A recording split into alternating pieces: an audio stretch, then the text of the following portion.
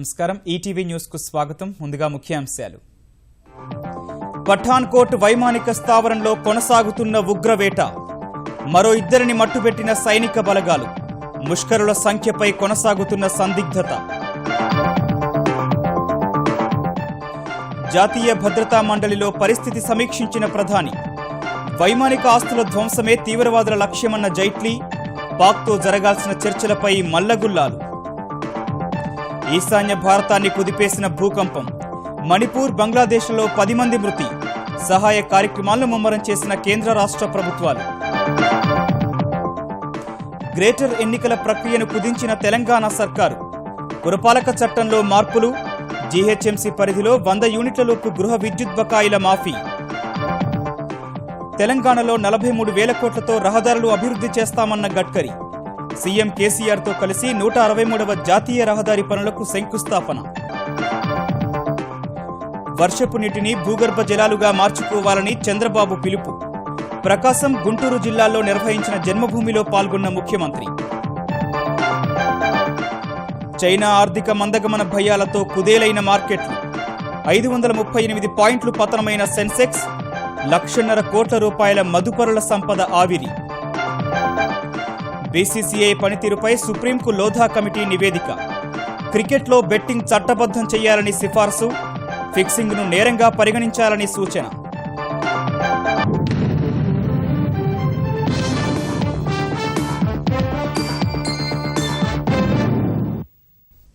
భారత వాయుసేనకు కీలకమైన పఠాన్కోట్ వైమానిక స్థావరంపై ముష్కరుల దాడి, వారిని మట్టుబెట్టేందుకు భద్రతా దళాల ఆపరేషన్ 3 రోజులుగా కొనసాగుతోంది.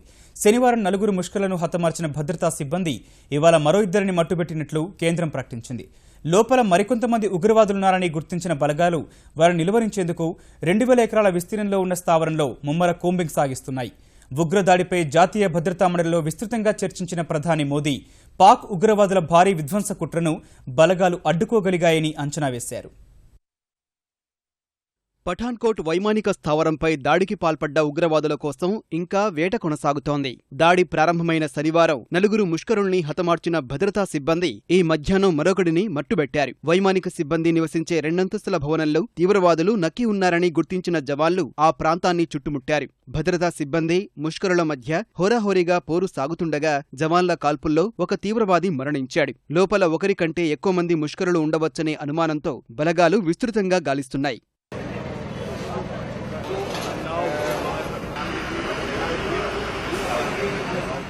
ఉగ్రదాడి ప్రారంభమై రోజులు గడుస్తున్నా అనేక అంశాలపై సందిగ్ధం కొనసాగుతోంది. వైమానిక స్థావరంలోకి ఎంతమంది ఉగ్రవాదులు చొరబడ్డారు, ఇంకెంతమంది సజీవంగా ఉన్నారనే అంశంపై స్పష్టత రాలేదు.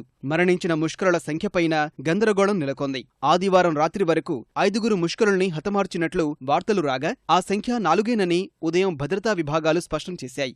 5వ ఉగ్రవాదిని మధ్యాహ్నమే మట్టుబెట్టినట్లు అధికారులు తెలిపారు. ఉగ్రదాడి కారణంగా వైమానిక స్థావరంలోని ఆస్తులకు ఎలాంటి నష్టం జరగలేదని, అక్కడి సిబ్బంది కుటుంబ సభ్యులు సురక్షితంగా ఉన్నారని చెప్పారు. At the outset, I would like to inform all of you that the operations are still going on. We have been able to eliminate the 5th terrorist. The security forces comprising NSG along with the army employed in the operations. Similarly, the Air Force has deployed all its assets in this particular operation. Police and the intelligence agencies are also working in sync to make this operations successful. The operations will continue to be conducted till we are able to fully render safe the base.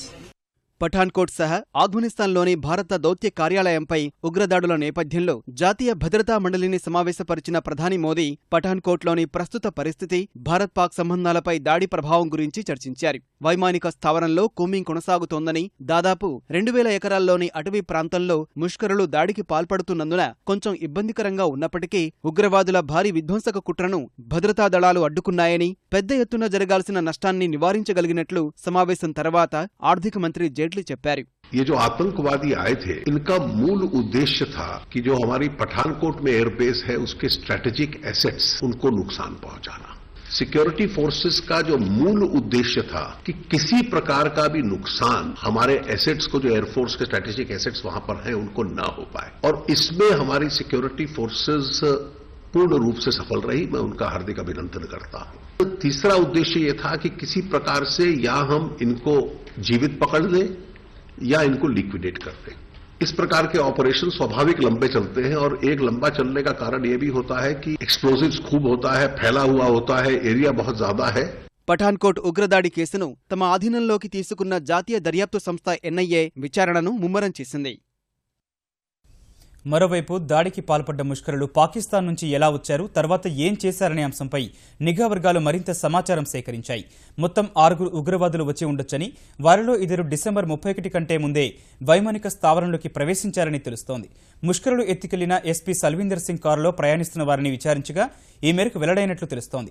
Salwinder సహా ఆయన మిత్రుడి ఫోన్లు లాక్కున్న 4 ఉగ్రవాదులు వాటి ద్వారా పాక్లోని తమ నేతల్ని సంప్రదించారు. ఇప్పటికే 2 ముష్కరులు వైమానిక స్థావరంలోకి చేరుకున్నారని, మిగతా వారు ఇంకా ఎందుకు వెళ్లలేదని ఉగ్రనేతలు వారితో అన్నట్టు తెలుస్తోంది.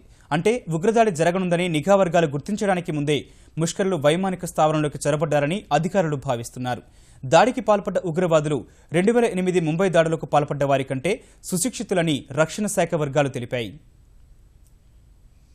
పఠాన్కోట్ ఉగ్రదాడి నేపథ్యంలో పాకిస్తాన్తో చర్చల ప్రక్రియ కొనసాగించడంపై కేంద్రం తర్జన భర్జన పడుతోంది. ఈ నెల 15న ఇస్లామాబాద్లో జరగాల్సిన ఇరు దేశాల విదేశాంగ కార్యదర్శుల సమావేశం విషయంలో ఎలాంటి వ్యూహం అనుసరించాలన్న అంశంపై ప్రభుత్వం కసరత్తు చేస్తోంది. భారత్, పాక్ ఇటీవల నిర్దేశించుకున్న ద్వైపాక్షిక సమగ్ర చర్చల ప్రక్రియను ముందుకు తీసుకెళ్లడంపై కార్యదర్శులు చర్చించాల్సి ఉండగా ఉగ్రదాడిని దృష్టిలో పెట్టుకుని ఆ భేటీని వాయిదా వేయాలని కేంద్రం భావిస్తున్నట్లు తెలుస్తోంది. ఇందుకు బదులుగా 2 దేశాల జాతీయ భద్రతా సలహాదారులు మరోమారు సమావేశమై పఠాన్కోట్ దాడి తదనంతర పరిస్థితులపై చర్చించే అవకాశం ఉందని సమాచారం. అటు సరిహద్దు సమస్యలపై చర్చించేందుకు రేపు చైనా వెళ్లాల్సిన జాతీయ భద్రతా సలహాదారు అజిత్ దోవల్ పఠాన్కోట్ ఆపరేషన్ దృష్ట్యా తన పర్యటన రద్దు చేసుకున్నారు. మరోవైపు భారీ ఆయుధాలు, పేలుడు పదార్థాలతో ఉగ్రవాదులు సరిహద్దులు దాటి రావడాన్ని తీవ్రంగా పరిగణిస్తోన్న కేంద్రం ఈ వ్యవహారంపై సమగ్ర నివేదిక ఇవ్వాలని బీఎస్ఎఫ్ను ఆదేశించింది. పంజాబ్లో కంచెలేని ప్రాంతం నుంచి ఉగ్రవాదులు చొరబడినట్లు ప్రాథమిక సమాచారం ద్వారా తెలుస్తోంది. పఠాన్కోట్లో పరిస్థితి పూర్తిగా భద్రతా బలగాల అదుపులోకి వచ్చిన తర్వాతే పాకిస్తాన్తో చర్చల గురించి ఆలోచిస్తామని కేంద్ర ఆర్థిక మంత్రి జైట్లీ ప్రకటించారు. పఠాన్కోట్ ఉగ్రదాడిలో అమరులైన సైనికుల అంత్యక్రియలు వందలాది మంది ప్రజల అశ్రునివాళి మధ్య జరిగాయి. జవాన్ల మృతదేహాలను వారి వారి స్వస్థలాలకు తరలించగా ఆయా రాష్ట్రాల ముఖ్యమంత్రులు, మంత్రులు, బంధువులు, స్థానిక ప్రజలు పెద్ద ఎత్తున తరలివచ్చి అంజలి ఘటించారు. జవాన్ల త్యాగాల్ని స్మరించుకున్నారు. హర్యానాలోని అంబాలా జిల్లా గర్నాలలో గరుడా కమాండో గురుసేవక్ సింగ్ భౌతిక కాయానికి అంత్యక్రియలు నిర్వహించారు. ఐఈడీని నిర్వీర్యం చేస్తుండగా అది పేలి మరణించిన ఎన్ఎస్జీ లెఫ్టినెంట్ కల్నల్ నిరంజన్ మృతదేహాన్ని స్వస్థలం కేరళలోని పాలక్కడ్కు తరలించగా స్థానికులు తరలివచ్చి నివాళులర్పించారు. నిరంజన్ త్యాగం పట్ల గర్వంగా ఉందన్న కుటుంబ సభ్యులు ఆయన్ని కర్మభూమి కోసం పోరాడిన అర్జునుడిగా అభివర్ణించారు. పంజాబ్లోని గురుదాస్పూర్కు చెందిన సుబేదార్ ఫతే సింగ్ భౌతిక కాయానికి ఆయన కుమార్తె మధు అంత్యక్రియలు నిర్వహించారు.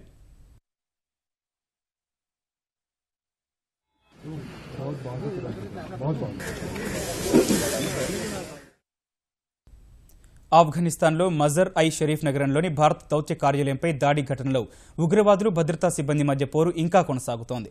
దాడికి దిగిన వారిలో 3 మట్టుబెట్టిన ఐటీబీపీ సిబ్బంది, ఆఫ్ఘనిస్తాన్ సైనికులు మరో 3తో పోరాడుతున్నారు. ఆదివారం రాత్రి పక్కనున్న భవంతిలో నుంచి కాల్పులు ప్రారంభించిన ఉగ్రవాదులు దౌత్య కార్యాలయంలోకి ప్రవేశించారు. దీటుగా స్పందించిన ఐటీబీపీ జవాన్లు ఎదురుకాల్పులు జరిపి వారిని నిలువరించారు. సమాచారం అందుకున్న ఆఫ్ఘనిస్తాన్ సైన్యం రంగంలోకి దిగి ఆ ప్రాంతమంతటినీ చుట్టుముట్టింది. ఉగ్రవాదులు, జవాన్ల మధ్య కొన్ని గంటలుగా కాల్పులు కొనసాగుతున్నాయి.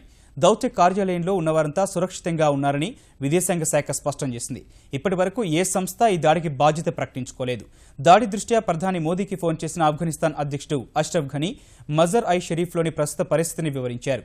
దాడిని తిప్పికొట్టడంలో ఆఫ్ఘనిస్తాన్ సైనికులు ప్రదర్శిస్తున్న ధైర్య సాహసాల్ని ప్రధాని మోదీ కొనియాడారు. మణిపూర్లో సంభవించిన భారీ భూకంపం ఈశాన్య రాష్ట్రాలు సహా బంగ్లాదేశ్లోని పలు ప్రాంతాలను కుదిపేసింది. భూకంప లేఖినిపై 6.8 తీవ్రతతో సంభవించిన ప్రకంపనలకు పదుల సంఖ్యలో భవనాలు నేలకూలగా మొత్తం 10 మంది ప్రాణాలు కోల్పోయారు. మరో 200 మంది వరకు గాయపడ్డారు. ఈశాన్య రాష్ట్రాల్లో సైన్యం, జాతీయ విపత్తు నిర్వహణ బృందాలు సహాయ చర్యలు ముమ్మరం చేశాయి. మణిపూర్ సహా పలు రాష్ట్రాల ముఖ్యమంత్రులతో మాట్లాడిన ప్రధాని నరేంద్ర మోదీ అవసరమైన మేరకు సాయం అందిస్తామని హామీ ఇచ్చారు. మణిపూర్ రాజధాని ఇంపాల్కు సమీపంలో సంభవించిన భూకంపం పలు ఈశాన్య రాష్ట్రాలను వణికించింది. తెల్లవారుజామున 4:35 సమయంలో భూకంప లేఖినిపై 6.8 తీవ్రతతో సంభవించిన భూకంప ప్రభావం మణిపూర్, అసోం, త్రిపుర, నాగాలాండ్, మిజోరం సహా బెంగాల్, జార్ఖండ్లోనూ కనిపించింది. ప్రకంపనలతో గాఢ నిద్రలో ఉన్న ప్రజలు ఒక్కసారిగా భయాందోళనతో ఇళ్ల నుంచి బయటకు పరుగులు తీశారు. రోడ్లపై చలిలోనే గడిపారు. కొన్ని ప్రాంతాల్లో ముందు జాగ్రత్తగా విద్యుత్ సరఫరా నిలిపివేశారు.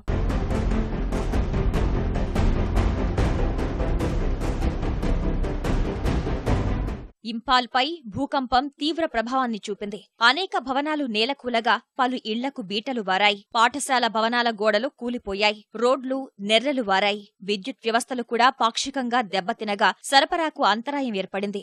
ఇంపాల్ తూర్పు, పశ్చిమ జిల్లాల్లో మృతుల సంఖ్యతో పాటు గాయపడిన వారి సంఖ్య ఎక్కువగా ఉంది. వెంటనే సైన్యం, వైమానిక దళం సహా జాతీయ విపత్తు నిర్వహణ దళాలు రంగంలోకి దిగి సహాయ చర్యలు చేపట్టాయి. గాయపడిన వారికి వైద్య సాయం అందిస్తున్నాయి. మణిపూర్ ముఖ్యమంత్రి ఇబోబీ సింగ్ ప్రభావిత ప్రాంతాల్లో పర్యటించి పరిస్థితిని, సహాయ చర్యలను పరిశీలించారు. మణిపూర్ ప్రభుత్వం 7 రోజుల పాటు పాఠశాలలకు సెలవు ప్రకటించింది.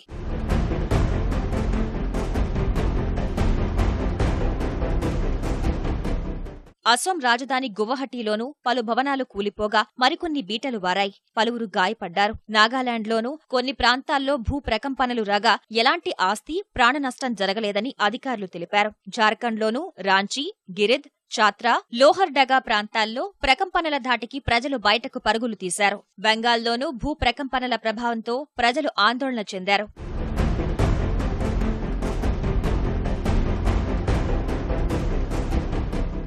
మణిపూర్, అసోం సహా మిగతా రాష్ట్రాల ముఖ్యమంత్రులతో ఫోన్లో మాట్లాడిన ప్రధాని మోదీ పరిస్థితిని తెలుసుకున్నారు. అసోంలో ఉన్న కేంద్ర హోంమంత్రి రాజ్నాథ్ సింగ్తో మాట్లాడిన ఆయన సహాయ చర్యల్ని పర్యవేక్షించాలని సూచించారు. ప్రభావిత రాష్ట్రాలను అన్ని విధాలుగా ఆదుకుంటామని రాజ్నాథ్ హామీ ఇచ్చారు.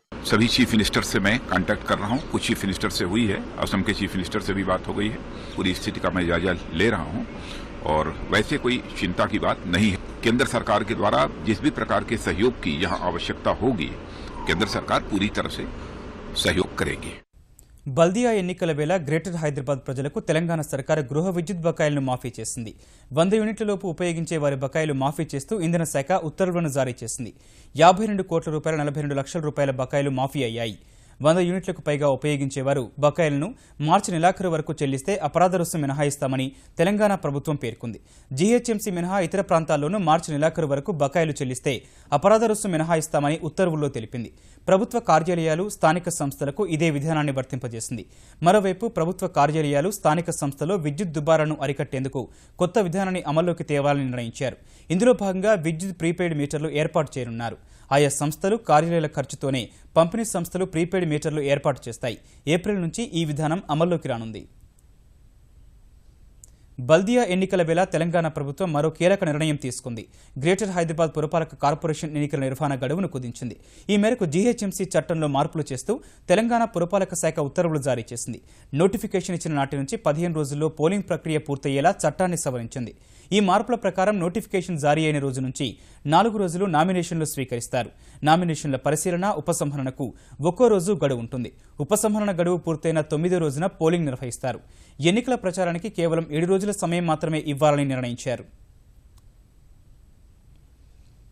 వర్షపు నీటిని పూర్తిగా భూగర్భ జలాలుగా మార్చుకోవాలని ముఖ్యమంత్రి చంద్రబాబు ఆంధ్రప్రదేశ్ ప్రజలకు మరోసారి పిలుపునిచ్చారు.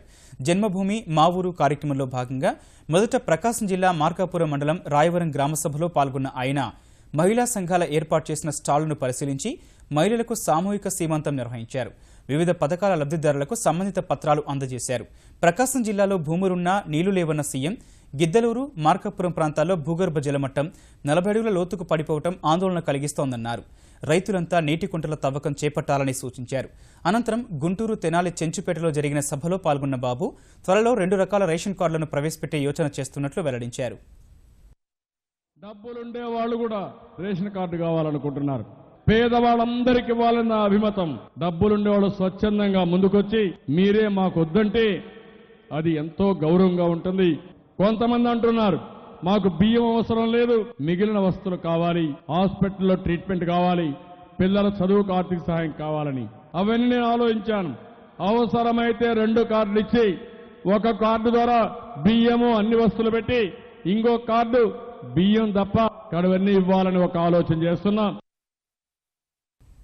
విజయనగరం జిల్లాలో చంద్రన్న కానుకగా ఇచ్చిన గోధుమ పిండిలో తవుడు కలిసిందని వచ్చిన ఆరోపణలపై ముఖ్యమంత్రి చంద్రబాబు తీవ్ర ఆగ్రహం వ్యక్తం చేశారు. ఈ అంశంపై తక్షణం విచారణ నిర్వహించి నివేదికనివ్వాలని జిల్లా కలెక్టర్ను ఆదేశించారు. జన్మభూమి మా ఊరు కార్యక్రమంపై రోజువారీ సమీక్షలో భాగంగా నెల్లూరు జిల్లా కావలి నుంచి టెలికాన్ఫరెన్స్ నిర్వహించిన చంద్రబాబు గ్రామ సభల్లో వచ్చిన ఫిర్యాదులు, అభ్యర్థనలపై ఆరా తీశారు. మూస పద్ధతిలో ప్రభుత్వ కార్యక్రమాలను ప్రజల్లోకి తీసుకెళ్లే ప్రయత్నం చేస్తే ఫలితాలు రావని, పింఛన్లు, రుణమాఫీ, రేషన్ కార్డుల పంపిణీపై వస్తున్న ఫిర్యాదుల్ని తక్షణం పరిష్కరించాలని స్పష్టం చేశారు. తెలంగాణలో కొత్తగా జాతీయ రహదారుల నిర్మాణానికి 16,500 కోట్లు కేటాయిస్తున్నట్లు కేంద్ర ఉపరితల రవాణా శాఖ మంత్రి నితిన్ గడ్కరీ తెలిపారు. 1670 కిలోమీటర్ల మేర నిర్మించనున్న ఈ రహదారుల పనులను 6 నెలల్లో ప్రారంభిస్తామని ఆయన వరంగల్లో ప్రకటించారు. యాదగిరిగుట్ట, వరంగల్ మధ్య నిర్మించే 4 వరుసల రహదారి పనులకు ముఖ్యమంత్రి కె చంద్రశేఖరరావుతో కలిసి ఆయన శంకుస్థాపన చేశారు. దీనితో పాటు గోదావరి నదిపై నిర్మించిన ముళ్లకట్ట జాతీయ రహదారి వంతెనను ప్రారంభించారు. రాబోయే రోజుల్లో తెలంగాణలో జాతీయ రహదారుల ముఖ చిత్రాన్ని మార్చిస్తామని గడ్కరీ హామీ ఇచ్చారు. గడ్కరీ ప్రకటనపై కేసీఆర్ సంతోషం వ్యక్తం చేశారు. मुख्यमंत्री जो ने मांग मेरे पास दिल्ली में मिलकर की थी, वो 1670 किलोमीटर नेशनल हाईवे का टेस्ट तेलंगाना में नए हाईवे का डिक्लेरेशन मैं कर रहा हूं और जिसकी कीमत करीब 16,500 करोड़ रुपए है. ये डीपीआर बनाने की जिम्मेदारी भी हम लोग तेलंगाना सरकार पर दे रहे हैं और जितने जल्दी ये डीपीआर पूरा होगा, इसी साल में 6 महीने के अंदर ये कार्य की शुरुआत हम करने की कोशिश करेंगे. ये विश्वास मैं आपको देना चाहता हूं. आने वाले समय में निश्चित रूप से तेलंगाना का जो चित्र है राष्ट्रीय महामार्ग का, वो बदलेगा. हैदराबाद में मेरे मांगने पर 110 किलोमीटर और भी जोड़ दिया. इससे कुल मिलाकर करीब 1300 किलोमीटर नेशनल हाईवे जो तेलंगाना राज्य के लिए आपने सैंक्शन किया है, मैं पूर्ण दिल से हमारे सरकार की तरफ से, हमारी जनता की तरफ से मैं आपको बहुत बहुत धन्यवाद दूंगा और अब मिलकर काम करेंगे. नया राज्य है, आपके आशीर्वाद का हमें जरूरत है, केंद्र का आशीर्वाद का जरूरत है. हम केंद्र सरकार से एक संवैधानिक रिश्ता हम लेके चल रहे हैं और माननीय प्रधानमंत्री जी भी टीम इंडिया के शक्ल में आज हिंदुस्तान को तरक्की करना चाहते हैं. तेलंगाना भी टीम इंडिया में शामिल है. हम भी तरक्की के लिए, डेवलपमेंट के लिए आपके साथ चलेंगे. అంతకుముందు తెలంగాణలో 41,000 కోట్ల రూపాయల భారీ వ్యయంతో రహదారుల అభివృద్ధి చేపట్టనున్నట్లు గడ్కరీ హైదరాబాద్లో అన్నారు. తెలంగాణ పర్యటనకు వచ్చిన గడ్కరీకి తెలంగాణ రహదారులు, భవనాల శాఖ మంత్రి తుమ్మల నాగేశ్వరరావు, భాజపా నేతలు స్వాగతం పలికారు. కొత్తగా ఏర్పడిన తెలంగాణ రాష్ట్రానికి పూర్తి సహాయ సహకారాలు అందించేందుకు కేంద్రం సిద్ధంగా ఉందని ఆయన తెలిపారు. అన్నదాతల బలవన్మరణాలను అడ్డుకునేందుకు నిపుణులు, రైతుల సంఘాల సభ్యులు సూచనలను అమలు చేయడంపై 6 వారాల్లోగా నిర్ణయం చెప్పాలని తెలుగు రాష్ట్రాల ప్రభుత్వాలను హైకోర్టు ఆదేశించింది. రైతు ఆత్మహత్యలపై కోదండరాం సహా పలువురు దాఖలు చేసిన ప్రజా ప్రయోజన వ్యాజ్యాలపై న్యాయస్థానం మరోసారి విచారణ చేపట్టింది. హైకోర్టు సూచన మేరకు గత నెల 30న తెలంగాణలో, 31న ఆంధ్రప్రదేశ్లో రైతు సంఘాల ప్రతినిధులతో సమావేశం నిర్వహించామని, రైతు కమిషన్ ఏర్పాటు సహా అనేక సూచనలు వచ్చాయని ఇరు రాష్ట్రాల ప్రతినిధులు తెలిపారు. కమిషన్ ఏర్పాటు మంచి సూచనని అభిప్రాయపడ్డ హైకోర్టు అన్నదాతల కోసం ప్రత్యేక కమిషన్ ఎందుకు ఉండకూడదని ప్రశ్నించింది. ఇరు రాష్ట్రాల విజ్ఞప్తి మేరకు రైతు సంఘాల సూచనలు, సలహాలపై నిర్ణయం చెప్పేందుకు 6 వారాల గడువు ఇచ్చింది. సంక్షోభంలో ఉన్న వ్యవసాయ రంగం రైతులను ఆదుకునేందుకు కనీస మద్దతు ధరను భారీగా పెంచడం సహా 4% వడ్డీ కింద ఇస్తున్న రుణాలను 5 లక్షలకు పెంచాలని రైతు సంఘం నేతలు కేంద్ర ప్రభుత్వానికి సూచించారు. బడ్జెట్ ముందస్తు సంప్రదింపులో భాగంగా దేశంలోని రైతు సంఘాల నేతలతో కేంద్ర ఆర్థిక మంత్రి అరుణ్ జైట్లీ సమావేశం కాగా పలు అంశాలను ఆయన దృష్టికి తీసుకెళ్లారు. 1% వడ్డీ కింద 2 లక్షల వరకు రుణాలు తీసుకుంటున్న రైతుల సంఖ్యను రెట్టింపు చేయాలన్న నేతలు ఆయా రుణాలకు ఆధారం అనుసంధానం చేయాలని సూచించారు.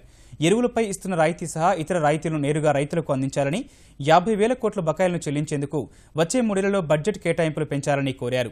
బ్యాంకులు రైతులకిచ్చే రుణాల లక్ష్యాలను చేరుకోవడం లేదని ఆరోపించిన నేతలు వాటిపై ఆడిటింగ్ జరిపించాలని కోరారు. సంక్షోభంలో ఉన్న వ్యవసాయ రంగాన్ని ఆదుకునేందుకు కేంద్రం అత్యధిక ప్రాధాన్యం ఇస్తోందని జైట్లీ పేర్కొనగా గతంలో ఇచ్చిన హామీలను ఇంకా నెరవేర్చలేదని ఆయన దృష్టికి తీసుకెళ్లినట్లు నేతలు వెల్లడించారు.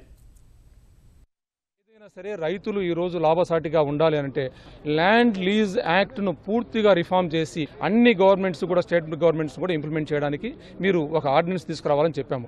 దానివల్ల ల్యాండ్ ఓనర్స్ కు వాళ్ళ యొక్క భూమి మీద హక్కు పోకుండా, అదేవిధంగా టెనెంట్ ఫార్మర్స్ అందరికి కూడా లోన్ లభించేలాగా చేస్తే దేశంలో ఉన్న 100% మందికి కూడా వ్యవసాయ రుణాలు వచ్చేలాగా చేయమని చెప్పి ఒక సూచన చేశాం. లాంగ్ టర్మ్ లోన్స్ వాళ్ళ సాయిల్ హెల్త్ ను పెంచుకోవడానికి, లేదా బావులు తవ్వడానికి, బోర్లు తవ్వడానికి తక్కువ రేట్లో 4% 20 లక్షల వరకు లోన్ ఇవ్వమని చెప్పి సూచన చేయడం జరిగింది. మహాత్మా గాంధీ నరేగాను వ్యవసాయంతో అనుసంధానం చేసి రైతుల కాస్ట్ ఆఫ్ కల్టివేషన్ తగ్గించడానికి కూడా చేయమని చెప్పి 2వ సూచన చేశాం. మీరు ఏ సబ్సిడీలు ఇచ్చినా కూడా రైతులకందరికీ కూడా డైరెక్ట్ గా వారి అకౌంట్లో చేరేలాగా చేయండి. ధన్ జన్ యోజన కార్యక్రమం కూడా మీకు విజయవంతం అవుతుంది. వ్యవసాయ రంగంలో చాలా పంటలు ఉన్నప్పటికీ కూడా 27 పంటలు మాత్రం కనీస మద్దతు ధర ప్రకటిస్తూ ఉన్నారు. ఆయా ప్రాంతాలను బట్టి దాన్ని మారుతూ ఉంటుంది. కానీ కాస్ట్ ఆఫ్ ప్రొడక్షన్ దానికి కేంద్ర ప్రభుత్వం ఒక ధర ప్రకటిస్తే రాష్ట్ర ప్రభుత్వం వాళ్ళు సిఫారసు చేసిన ధరలకి కేంద్ర ప్రభుత్వం ప్రకటించిన ధరలకి మధ్యలో ఉండే వ్యత్యాసాన్ని ఆ రాష్ట్ర ప్రభుత్వాలు బోనస్గా చెల్లించే విధానాన్ని ప్రవేశపెట్టాలి. ఒకటి life insurance, accident insurance, general insurance మాదిరిగానే క్రాప్ ఇన్సూరెన్స్ కూడా ఏరియా స్పెసిఫిక్ కాకుండా ఫార్మర్ స్పెసిఫిక్ గా ఇన్సూరెన్స్ ప్రవేశపెట్టాలని ఒకటి. ప్రకృతి విపత్తుల్లో సర్వం కోల్పోయిన వారికి నిలువ నీడనిచ్చి జీవితంపై భరోసా కల్పిస్తున్న ఈనాడు పత్రిక హుదుహుదు బాధితుల కోసం గృహాలను నిర్మించేందుకు సిద్ధమైంది. ఈనాడు రిలీఫ్ ఫండ్ ద్వారా సేకరించిన నిధులతో విశాఖ జిల్లా అచ్యుతాపురం మండలం తంతడి వాడపాలెం గ్రామంలో 75 ఇళ్లను నిర్మించేందుకు రెండో సంయుక్త కలెక్టర్ వెంకటరెడ్డి, విశాఖ జిల్లా గృహ నిర్మాణ సంస్థ పథక సంచాలకులు జీవీ ప్రసాద్, ఈనాడు సీనియర్ అసోసియేట్ ఎడిటర్ డిఎన్ ప్రసాద్ భూమి పూజ చేశారు. బాధితులను ఆదుకునేందుకు ముందుకొచ్చిన ఈనాడుపై సంయుక్త కలెక్టర్ ప్రశంసలు కురిపించారు.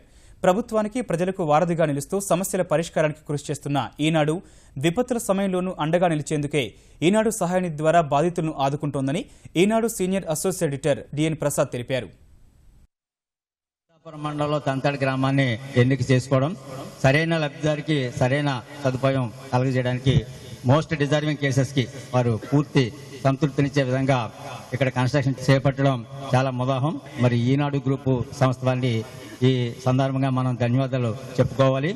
6.16 కోట్లతో ఈ ప్రాజెక్టు టేకప్ చేస్తున్నారంటే ఇది సామాన్యమైన విషయం కాదు. ఇది మరి దీనికి వారిని అందరినీ కూడా మనం అభినందించాలి. వార్తా సేకరణ, వార్తలు ఇవ్వటం అనేది మొదటి నుంచి కూడా ఒక ప్రజాసేవగానే భావిస్తూ వచ్చారు మా చైర్మన్ శ్రీ రామజీరావు గారు. ఏదైనా ఎక్కడైనా ఒక ప్రకృతి పరంగా కానివ్వండి, మరొక పరంగా కానివ్వండి, ప్రజలకి నష్టం జరిగినప్పుడు మనం భౌతికంగా కూడా దానికి సహాయపడాలా అనే ఒక నూతన ఒరవడికి ఈనాడు శ్రీకారం చుట్టింది. ఇది కేవలం హుద్హుద్ తుఫాను దీని ఇంతమే కాదు. దివిసీమ తుఫాను వచ్చినప్పుడు తుఫాన్లో నష్టపోయిన వాళ్ళని చాలా మందిని ఆదుకోవడం జరిగింది. ఇక్కడ కూడా ఇమీడియట్ గా మా చైర్మన్ గారు 3 కోట్ల రూపాయల సంస్థ నుంచి కాంట్రిబ్యూట్ చేయడం జరిగింది. ఆ తర్వాత ప్రజలకు పిలుపునివ్వడం ద్వారా మరో 3.16 కోట్ల రూపాయలు రావడం జరిగింది. ఈ 6.16 కోట్ల రూపాయల్లో మరి జిల్లా యంత్రాంగం సూచించిన విధంగా ఇక్కడ గృహాలు నిర్మించాలని చెప్పేసి చేయడం జరిగింది. సిపిఐ అగ్రనేత ఏబీ బర్దన్ అంత్యక్రియలు ఢిల్లీలోని నిగంబోధ్ శ్మశాన వాటికలో నిర్వహించారు. బర్దన్ మృతి ప్రజా పోరాటాలకు తీరని లోటని పలువురు ప్రముఖులు ఈ సందర్భంగా వ్యాఖ్యానించారు. అంత్యక్రియలకు ముందు సిపిఐ ప్రధాన కార్యాలయంలో ఉంచిన ఆయన భౌతికాయానికి ప్రముఖులు నివాళులర్పించారు. ఉపరాష్ట్రపతి హమీద్ అన్సారీ, మాజీ ప్రధాని మన్మోహన్ సింగ్, కేంద్ర మంత్రులు జైట్లీ, రవిశంకర్ ప్రసాద్, ఢిల్లీ లెఫ్టినెంట్ గవర్నర్ నజీబ్ జంగ్ సహా పలువురు నేతలు బర్దన్కు అంజలి ఘటించారు. అనంతరం నిగంబోధ్ శ్మశాన వాటికలో అంతిమ సంస్కారాలు నిర్వహించారు. చైనా ఆర్థిక వ్యవస్థ మందగమనం, మధ్య ఆసియా దేశాల మధ్య రాజకీయ ఉద్రిక్తతల కారణంగా మార్కెట్లు భారీగా నష్టపోయాయి. 537 పాయింట్లు పతనమైన సెన్సెక్స్ 3 నెలల కనిష్ట స్థాయికి పడిపోయింది. ఈ ఉదయం 26,116 పాయింట్ల వద్ద ప్రారంభమైన సూచీ డిసెంబర్లో దేశీయ ఉత్పాదక రంగం 28 నెలల కనిష్ట స్థాయికి పడిపోవడం, రూపాయి బలహీనపడ్డం వంటి కారణాలతో నష్టాల్లో కొనసాగింది. 25,596 పాయింట్ల కనిష్ట స్థాయికి పడిపోయిన సూచీ చివరకు 26,000 మార్కునకు దిగువన 25,623 పాయింట్ల వద్దే ముగిసింది. జాతీయ స్టాక్ ఎక్స్చేంజ్ సూచీ నిఫ్టీ 172 పాయింట్లు తగ్గి 7,791 వద్ద స్థిరపడింది. ఈటీవీ న్యూస్ సమాప్తం. నమస్కారం.